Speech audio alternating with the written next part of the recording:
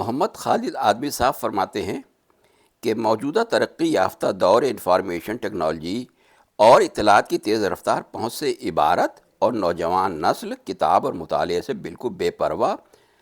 Smart phone اور tablet کے ذریعے دنیا کے ہر کونے میں پہنچنا چاہتی ہے اور پہنچ بھی رہی ہے، لیکن اسکرین پر کیے جانے والے مطالعے اور کاغذ پر چھپی کتاب سے مطالعہ کرنے میں ایک واضح فرق یہ ہوتا ہے کہ اسکرین پر مطالعے کے دوران تجارتی اشتہارات اور دیگر متعلقہ سرگرمیوں سے متعلق غیر ضروری مواد طالب علم کے سامنے آتے رہتے ہیں، جس سے دماغ بار بار منتشر ہوتا ہے۔ ایک دوسرا نقصان یہ بھی ہے، اسکرین پر پڑھا ہوا سبق یا دیگر کوئی علمی مواد ذہن میں بہت کم عرصے تک محفوظ رہتا ہے اور بہت جلد ذہن سے غائب ہو جاتا ہے، جبکہ کتاب سے پڑھا گیا سبق یا کوئی بھی چیز دیر پا ہوتی ہے اور اس سے دوبارہ یاد کر لینا بہت آسان ہوتا ہے، اور اس کے متعلقات کو کافی دن بعد بھی واپس لانا آسان ہوتا ہے۔ لیکن نوجوان نسل مطالعے کے لیے ٹیبلٹ اور اسمارٹ فون پر اتنا منحصر ہو چکی ہے،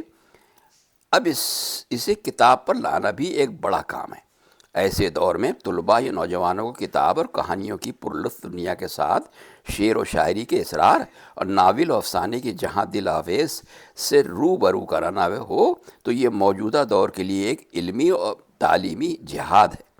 اس وقت مطالعے کا شوق اور کتب شناسی اور اخبار بینی کی کوئی جگہ عام آدمیوں کو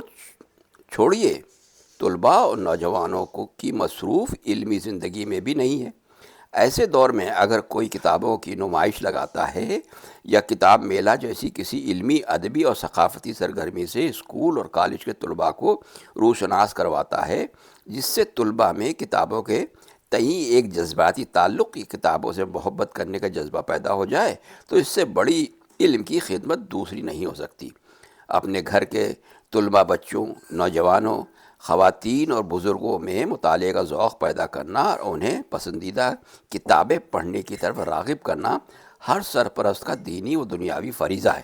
اس لیے یہ بھی ضروری ہے کہ ہر مہینے اپنی بجٹ کا ایک حصہ علمی و مطالعاتی کتب خریدنے کے لیے محفوظ کیا جائے۔ مسلمانوں کا بہت خاص مزاج یہ ہے کہ تعلیم اور کتابوں پر خرچ کرنے کے لیے اگر ترغیب دلائی جائے تو فوراً کم آمدنی اور گھریلو اخراجات سے زیادہ ہونے کی بات کرتے ہیں، لیکن روزانہ 25 سے 30 روپیہ اپنے پان اور گٹکے پر خرچ کر دینے میں انہیں کوئی تکلیف نہیں ہوتی۔ اگر اسکول یا مدرسے میں تعلیمی فیس 5 یا 10% بھی بڑھ جائے تو ہمارے مسلمان والدین اور سرپرست فوراً اسکول پہنچ کر انتظامیہ سے اس سلسلے میں باز پرس کرنے لگتے ہیں، حالات کا رونا روتے ہیں، کاروبار یا نوکری کے چلے جانے کی بات کرتے ہیں، لیکن وہیں آفس میں بیٹھ کر پان اور گٹکا کھا رہے ہوتے ہیں، ہوٹل میں دوستوں کے ساتھ چائے اور دیگر لوازمات سے لطف اندوز ہوتے ہیں، اور بات میں فخریہ بتاتے ہیں کہ 10 سے 15 پان روز کھا جاتے ہیں یا 5-10 گٹکا روز کے حساب سے گٹکتے ہیں۔ ہماری ترجیحات کے تعین میں یہی گڑبڑی ہماری نسلوں کی علمی ترقی کی سب سے بڑی رکاوٹ ہے۔ ہمیں اپنے غیر ضروری اخراجات کم کر کے کتابوں اور دیگر تعلیمی اخراجات پر زیادہ پیسے خرچ کرنے کے مزاج بنانا چاہیے۔ اگر آپ لکھنؤ کی بے پناہ قیمتی تاریخ اور لکھنؤ کے ماضی میں ہونے والے دلکش، دل فریب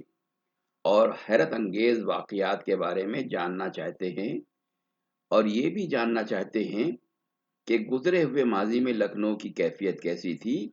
اور بدلے ہوئے لکھنؤ میں کیا کیا تبدیلیاں ہو رہی ہیں۔ جیسا کہ پتہ ہے کہ لکھنؤ شہر اپنی حدود میں چاروں طرف بہت تیزی سے پھیل رہا ہے اور یہاں روز کچھ نہ کچھ نیا ہوتا ہے۔ طرح طرح کی کلچرل ایکٹیویٹیز، طرح طرح کے میلے اور طرح طرح کی کانفرنسز منعقد کی جاتی ہیں۔ لکھنؤ شہر اپنے تہذیب و تمدن، اپنے طور طریقوں، اپنے پہناوے اور اپنی عمارتوں کے الگ انداز کی وجہ سے کافی پہچان رکھتا ہے، اور یہاں کے کھانے تو خاص طریقے سے لوگوں میں بہت مقبول ہیں۔ یہ سب کچھ اس چینل میں